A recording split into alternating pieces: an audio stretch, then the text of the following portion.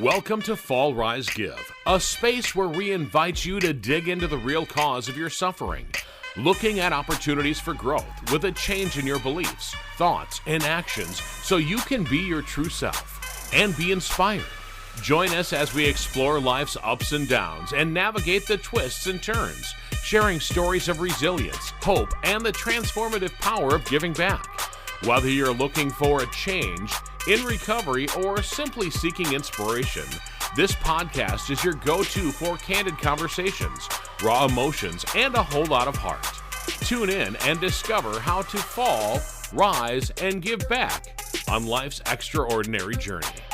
Welcome to Fall, Rise, Give. Turn struggles into opportunities by being your true self and help others. How you doing? I'm Bartender Bob, and that, my friend, is Kumar. How are you? I'm doing well. Had a great week. How about yourself? You know, excellent. I know I told you in June I did my first wedding, officiating my first wedding. I officiated another one yesterday at sunset on the Mississippi River, and it was cool, but buggy. Lots of bugs here. Yeah, we're lucky. We don't have too many in the Pacific Northwest. We just have spiders that start to come out. Spider season's starting now.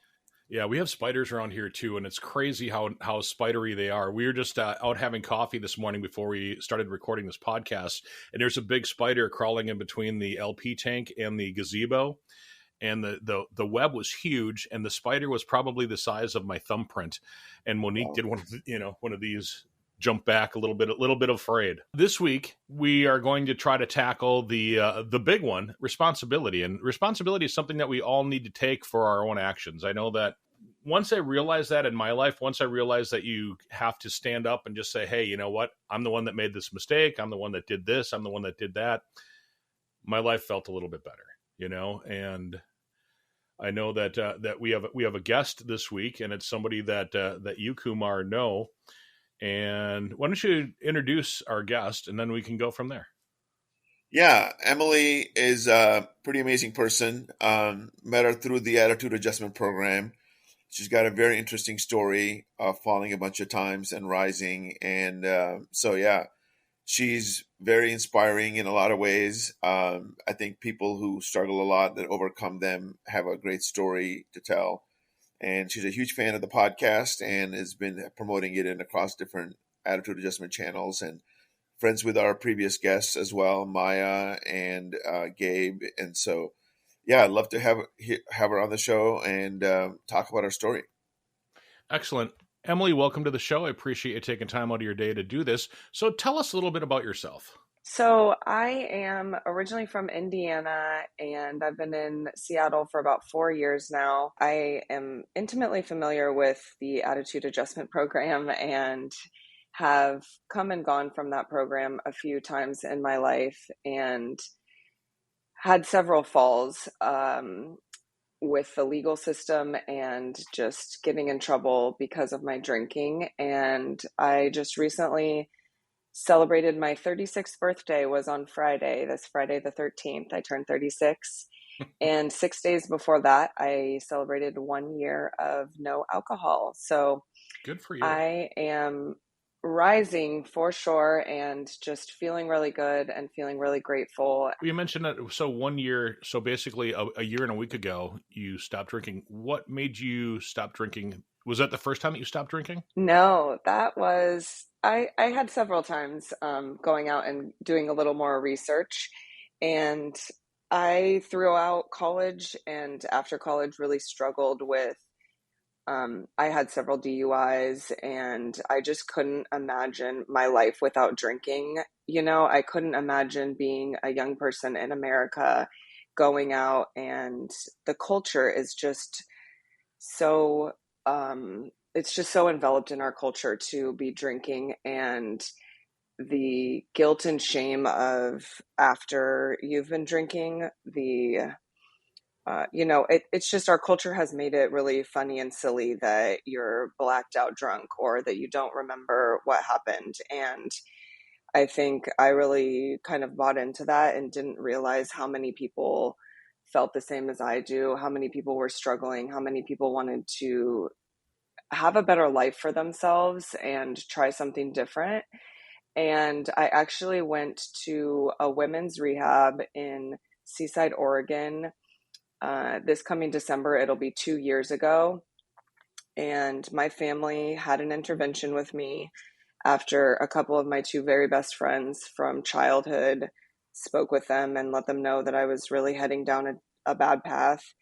And that was actually about 2 years ago during my birthday. And my friend said she wasn't sure if I would make it to my 36th birthday when I just had Wow. my birthday a few days ago. And that's how I felt as well. I honestly never thought that I would make it to 36. I just had many years of really deep struggles and really getting in with the wrong people and making bad decisions that I can't believe that I'm still safe and alive at this point. And then I met my boyfriend, who is my life partner, who I live with now and can't imagine life without. And we drank a little bit at the beginning, but I had told him that I'd been to rehab, and I just was upfront and honest about that at the beginning. And we were kind of casually drinking, but it was never too casual in my mind.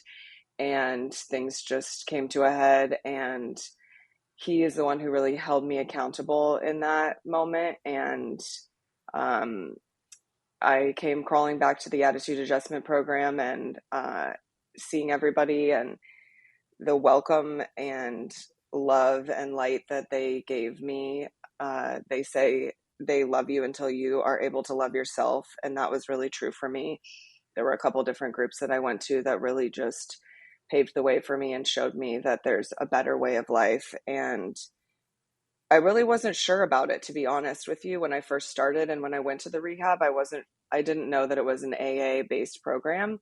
Mm-hmm. And that has just been a really beautiful thing. And yeah, I just feel really, really grateful to be here today and to have all the tools of this program and to know that if I don't drink today, my life will be better. So you said that you went to a treatment center 2 years ago, but so I'm guessing in that 2 years, you mentioned that you and your boyfriend got together, and then you had Hmm. you had some cocktails and drinks and whatever. What made you decide after going to treatment that time and going to AA and going to, the alcohol free life to go back to alcohol? So what made you go back to alcohol, and then what made you come off of alcohol for this hopefully final time? I think I went back to alcohol because I just couldn't imagine my life without alcohol. I think I set a solid foundation while I was in rehab and got a lot of tools and saw how my life could be better without alcohol. And then I quickly kind of went down that bad path again. And it just felt like everyone was doing it. And I was surrounding myself with people who are not people that I aspire to be like. And, I really believe that you're the sum of the five closest people to you. And when I'm surrounding myself with people who are, drinking and using drugs and partying all night, then it doesn't seem that extreme for me to be behaving that way. And, um, you know, I, I just, I was at a place where I was going to lose my boyfriend, and it was the first solid relationship that I've ever had in my life. And I just knew that if I worked every day to stay sober and to make myself better, then perhaps we would be back together. And if not, I would myself be in a better place to move forward and to, tackle life's problems with a more clear head. Hmm. So, yeah, I just really dove into it, and I felt like you know, it was time to give myself a solid try and see what I could do without alcohol. So is he a drinker? He drinks like once in a while, but not too often. Does that bother you when he drinks when you're around him? No, actually, it's super infrequent, and he usually drinks when he's with his friends. Okay. But then whenever, even if he only has two drinks the next day, I feel like he's visibly more sluggish and not as of excited life. or ready for the day. And so that is Right. kind of a good reminder I too. kind of want to circle back and ask something because I think that a lot of people that aren't familiar with AA, and myself included, I mean, I've had conversations, of course, on this show and throughout the thing. But you said so you failed, and then you said that, or not failed, but you slipped, and then you said that you went back to AA, and they love you until you're ready to love yourself. So you could fall down many, many times, and still they're there to help you back up. Is that what I'm understanding? Yeah, everyone in that group has been just so supportive, and I feel really blessed to have found several good people in my area and through the program that I've connected with that have similar stories. I think something that was really big for me joining the program was realizing that an alcoholic is not like a homeless person with a drinking out of a paper bag living under a bridge. And if you want to change your relationship with alcohol, this is the place to start. And just understanding that there are so many other people out there that are fed up with the way that their lives were going while they were drinking and are ready to make that change, and showing you how you can make that change and how much better your life can get. I just really have felt reflective in the past few days.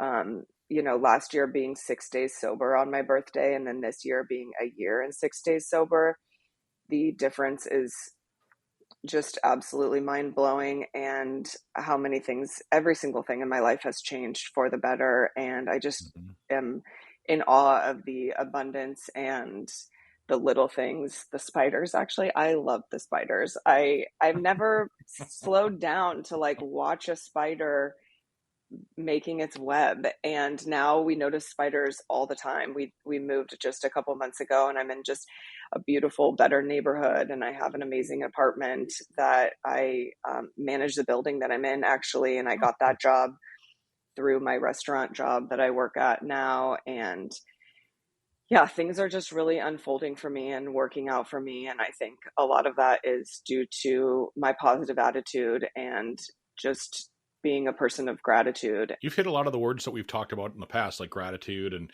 I think that's really great. So I wanted to ask you about. Well, first of all, I want to ask you about your server's job. Is it a restaurant, or is it a restaurant and bar, Yeah. or is it Yeah, I work at a sports bar actually. okay? So is that hard for you to deal with that on a daily basis, where you're seeing people imbibing and doing things that you used to do, or some of the any of those things triggers for you? Honestly, it was at the beginning when I first got out of rehab, and I still wasn't sure kind of about my path forward. And I was meeting people, and they were like, "What are you doing after work? Let's go drinking." That kind of thing was tough Hmm. for me. Now that I have a partner that I love and adore, and I actually have kind of been a source of inspiration, I would say, for other people that I work with. More than half of our staff, I would say, is sober now and doesn't drink at all. And I can't imagine that there's a lot of restaurants where you can find that most of the crew is actually sober. And Oh, it'll right. be funny when sometimes there's a new beer on tap and they'll be like, "Is that cider really sweet?" And I'll be like, "I have no idea." And none of the other people are drinking either. So we have to ask one of our regulars to give it a try and give me a better description of the beverage. Right. So Emily, what's your biggest struggle so far? I think something that I've really been trying to focus on, I don't know that I look at my struggles, because I feel like I had so many struggles for such a long time. Like, I think I first got arrested when I was like 16 years old, and that just continued to happen for like the next 12 years. Every time I would get close to the end of a legal situation or just after it, I would get in trouble with the law again. And so it was just a cycle of uh, anxiety and stress that I was putting myself through because I couldn't stop drinking. And I've just really found that giving up drinking has truly been giving up one thing for everything. Hmm. And so something that I think that I'm trying to just focus on now more for myself is staying in the present moment and realizing that the moment that I'm at right now is all that I have, and that helps me really like quell my stress about the future. I'm someone who can really get in my ADHD brain and like be overwhelmed by all of the things that I need to get through and all of the tasks on Right. my list and all of that. And just kind of remembering that I figure it out every time. I've figured out and been through every tough time in my life so far. And I'll make it through all of those, and to just really try to be in the present moment. And yeah, that's really all you have is the present moment. So focus on that. So when you're talking about your struggle and you said, at 16 you started getting in trouble with the law, did you blame the law for your problems, or did you maybe at that time when you were 16 years old you're like, damn cops, but as you got older and realized that, it wasn't the cops are doing their jobs, did you blame the cops or did you blame yourself, or how did you go about pinpointing where the problem was coming from? Oh my gosh, I really thought that I was like the most unlucky girl ever. Turns out I'm the luckiest person I can think of. I had a couple DUIs, I've had a couple car accidents, multiple car accidents where I was inches away from no longer being on earth. And so but yet I was surrounding myself with people who thought it was funny or also had problems and were also drinking in such a way that they were hindering their lives and their growth. And so looking back now, where I'm at now in this, having over a year without alcohol, I am like shocked at my behavior and I cannot believe all the things that I've been through. And only being a year out, I haven't totally like dug into all of that past trauma and um, guilt. But I'm just trying to move forward and make every day ahead of me the best day that it can be, and know that I'm on this earth for a reason with all of the things that I have been through and the near death experiences and the just scary situations that I put myself in. Mm-hmm. So just feeling really, really grateful about that. I know the attitude adjustment program has the 12 steps, and going through the steps is kind of a big deal to go through that emotional trauma and the guilt and all of that stuff. Has that been helpful at all, or have you dug into that a little bit, or how has that affected you going through the steps or thinking about the steps? Yeah, so I actually have only been through the first three steps. And I've done that twice now. So I did the first three steps when I went to rehab, and then I did it differently with my sponsor.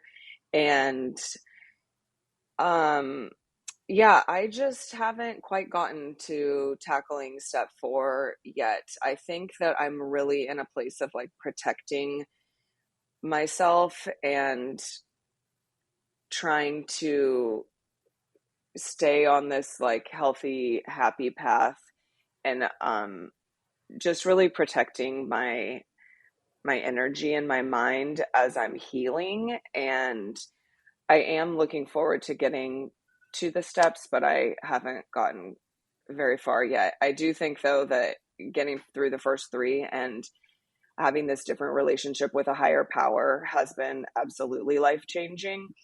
Um, and something that I've been focusing on more is just my connection with the universe and a higher power. So that part has been immensely helpful for me so far. How has taking the responsibility of being a drinker changed your life? So maybe a way to rephrase that is how has taking the responsibility of not drinking changed your life? Because I was thinking about it. You were a drinker. You took the responsibility that, hey, I am a drinker. I have a problem. I need to go ahead and fix this. I need to not have any DUIs anymore. I need to not get in accidents. I need to not be that close to getting myself in a fatal wreck.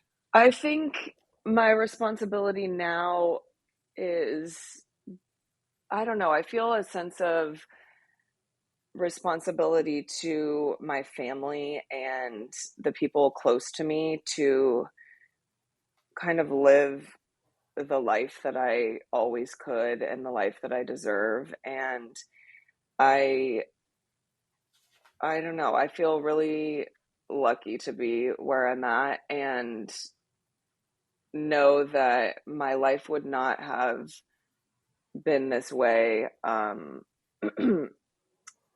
if there were other people that weren't looking out for me. Mhm. And I don't know. I think I'm really just like in a place of looking forward and moving forward and trying to grow and push off from here. So I haven't really honestly dug super deep into that. So we talk a lot about thriving instead of just surviving. It sounds like you've kind of launched yourself into that thriving. And we talk a lot about in the program about reading books. And as you know, I read a lot, and Bob and I talk a lot about reading certain books. And is there any books that stood out or any particular messages that have really made a big impact? And I see that you're starting to thrive more, like you said, a new job, managing a building, getting a free apartment, surviving, things like that. So tell us a little more about thriving, and then any books that have helped you or any particular messages. Yeah, so I would say I absolutely do feel like I'm thriving now and I'm really stepping into um a better version of myself. I think it's been really cool to see how I can interact with and connect with people while I'm sober. And just thinking that alcohol was, making me more social. I was the fun party girl. I thought that I needed alcohol to talk to people. And so now proving to myself that I don't need that and I'm actually a lot more wonderful without it has been a wonderful thing. I think a couple books that have really stood out to me recently. Well, when I first got sober, I was really listening to a lot of books about not drinking and how to stop drinking. And I was just, I'm a really statistical, evidence based person. And so hearing more about the effects of alcohol on the brain and those kind of things was something that I was interested in at the beginning. A couple books that I've listened to. I'm a big audiobook person. I have my free library card and you can download tons of audiobooks on their app. And a couple that stood out to me recently were Wherever You Go, There You Are. I'm just pulling up my thing. I love The Subtle Art of Not Giving a and his books and his podcast. I think those are both really amazing. The Eight Secrets of Powerful Manifestation is a great one. And I listen to We Are the Luckiest. That one is also about drinking and just, feeling the gratitude of having been a prior drinker and knowing how bad it can get and then being so grateful for how good it is now. Yeah, so those are a few books that have piqued my interest or that I've been using as resources lately. That Mark Manson book, or that's Kumar mentioned that one to me too, and I picked up that book, and that's a good book. And Yeah, he's got a newsletter too that he mails out weekly. So, what would you tell your 33-year-old self? my 33. Oh man, I would tell my 33-year-old self that if you can give up alcohol, you can really live a beautiful, blessed life that is beyond your wildest dreams. And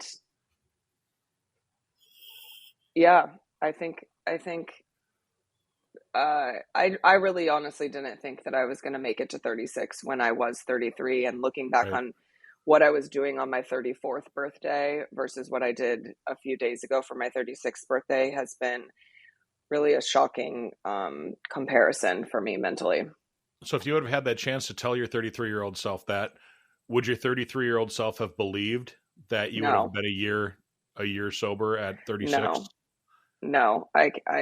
I really can't believe that I've been a year sober, and it's just such an impactful change that I don't look back at all. And I feel really, really grateful to be someone who doesn't crave alcohol and to be someone who feels like maybe I still could drink. I really finally feel solid in my foundation and I'm finally just feeling like I'm growing and evolving. And, I'm just finding such joy in the little things. And like yesterday, I repotted a bunch of plants and just small things that are bringing me such great joy that I never would have even, I mean, I was killing all my plants when I was 33.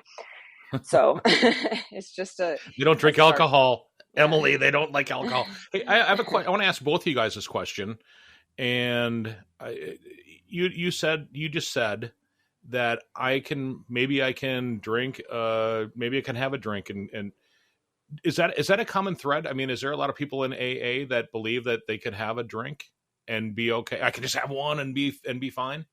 Kumar, you want to answer that first? Yeah, I have a friend who did 6 months, and then, as we call it, went out. She said she can have a drink, and that's it for the night. And she said that she rushed in calling herself an alcoholic, that maybe she wasn't a true alcoholic. I think there are certain people who might have a mild problem and think they can just drink one. I think there are certain people, I think mine is probably more of a mild to medium size of a problem. And there are people who have hardcore problems, I think, in the sense that, you know, being arrested 4 times or being gone to jail 4 times, that may be a little bit harsher. I think it Mm-hmm. doesn't really matter. I think what really matters is if you think you've got a problem, you've got a problem. And it's not the one drink, it's what it's stopping you from doing. Are you living a life that you want to thrive in? Are you living the life of accountability, personal responsibility, social responsibility to your family and friends? A Mm-hmm. lot of people in AA that I meet, and obviously I'm a parent and I have children, and growing up kids, and they're obviously grown, almost adults now. How much do you want to be there for your kids? And so many people who are parents, I think it's easier to kind of drown your sorrows and just living a basic life, and what I call living a numb life. And once you stop drinking, the depressant part of that alcohol starts to go away, and you start to have more joy in little things. You start to live in responsibility and accountability. And I think that's what the program teaches you, not just that you can have one drink. It's about, why were you drinking in the first place? Mm-hmm. What's keeping you away? And there's a great book that I loved out of the program. It's called A New Pair of Glasses. I think I've talked about it before. And he says the biggest difference between drinkers and an average person is the drinkers are very unsatisfied with life. They have a disconnection with their higher power or a God. And that's why they drink. And so they're very dissatisfied with life. And so once you start to realize what it is that you are not okay with, you're not going to change it through drinking. Once you take accountability and responsibility for yourself, that's when you start thinking about, okay, base is just today I'm not going to drink. Tomorrow I'm just going to not drink. And then from day by day, you start to uncover this layer of what is really going on with me. That's why I think the steps are really important as well. But really, the first step is admitting that you have a problem, holding accountability for yourself. And then once you have accountability, then the things will take care of themselves. The steps will come at their right own time. I've known Mm-hmm. people in the program 2 to 3, 4 years that have been stuck at step 4. And when they get through it, they're like, oh, it's not a big deal at all. And so step 4 is really about accountability. Is like realizing, okay, what is it that I've screwed up on? What are my dysfunctions, or my character flaws? Why do I get angry? For me, anger and frustration were a lot part of my problem, because I couldn't accept things the way they were. I had a hard time with acceptance. I wanted a different outcome, and I was dissatisfied with the current outcome that I was getting. So I wanted to do things better and better. So the Serenity Prayer has helped me a lot in the program, holding accountability and really accepting things as they are today, so that I can build from that foundation. So that's kind of my long answer to that question. But I don't think most alcoholics can drink just one drink. I think you want more, another one, another one. They have an addictive personality. Not everybody has an addictive personality. And ultimately, being in recovery, you realize that your alcoholism was a gift, because once you get through it, you're a grateful alcoholic. And so that gratefulness starts to come in. So yeah, that's kind of my answer, Bob. Okay. Wow. Do you have a much longer answer than that, Emily? No, I think the thing that I was thinking when you asked the question was just outside of the drinking and then the effects afterwards from the drinking, the anxiety and the shame and all of that, is how much time I spent just mentally thinking of when I could drink, how many drinks I could have, what the timing of like having my first drink was in order to not be completely blacked out by the time the event started or whatever. And just freeing up my mind from all of those cycles of, figuring out what I was going to do and drinking more on the days where I didn't have to work the next day because I knew that I could waste the whole day being hungover, and all of that pattern was just really a sad place to be. And so that has also been a huge change, not just the drinking and then the after effects from that, but the pre-drinking and yeah, just the mental state that you can be in when you completely let go of that. I think Right. it's just there's no world for me clearly with the level of addiction that I was at that I could drink casually, and just taking it off the plate completely is the way to go for me. And I think a lot of people would probably find it a lot easier to just cut it out completely than to try and rationalize or figure out when you can have one or the next one. Right. That makes sense. I have one final question for you, Emily. Yeah.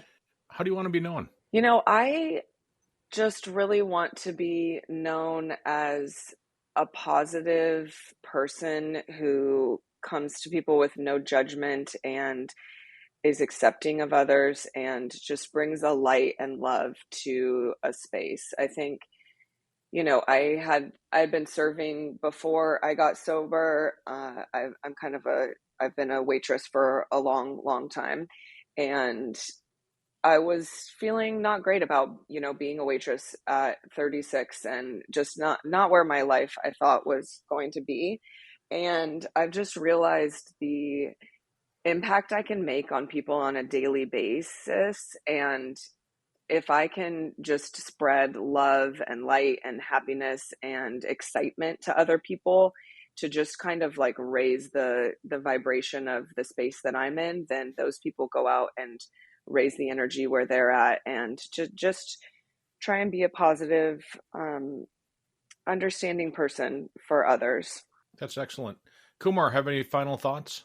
I think it reminds me of a little story about Mother Teresa, right? She didn't go out to change the world and to be known as this great saint, that sainthood that she finally got from the Catholic Church.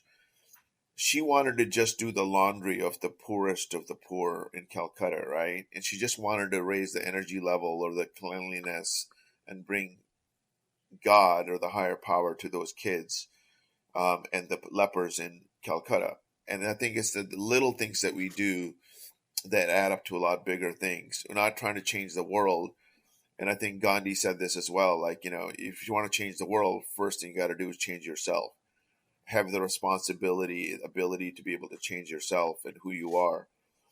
That's kind of where it starts. Once you take accountability for it, you become more responsible. But I think it stops with not having a drink, right? It starts with not having a drink. And for a lot of people who are grateful alcoholics, they do bring a lot of positive light. They do bring love to every single newcomer who joins a meeting. And so there's just such a positive effect out of the program. And there's millions of people in the Attitude Adjustment Program that are bringing light to the world. And it's an amazing journey to be a part of. Thank you for joining us on this episode of Fall Rise Give, where we explore stories of resilience, growth, and giving back. If you enjoyed today's episode, please visit our website at www.fallrisegive.com. Also consider subscribing to our podcast on your favorite platform and leaving us a review. Your feedback helps us to continue to bring you inspiring stories. Stay tuned for our next episode, and remember, every fall is a chance to rise, and every rise is an opportunity to give.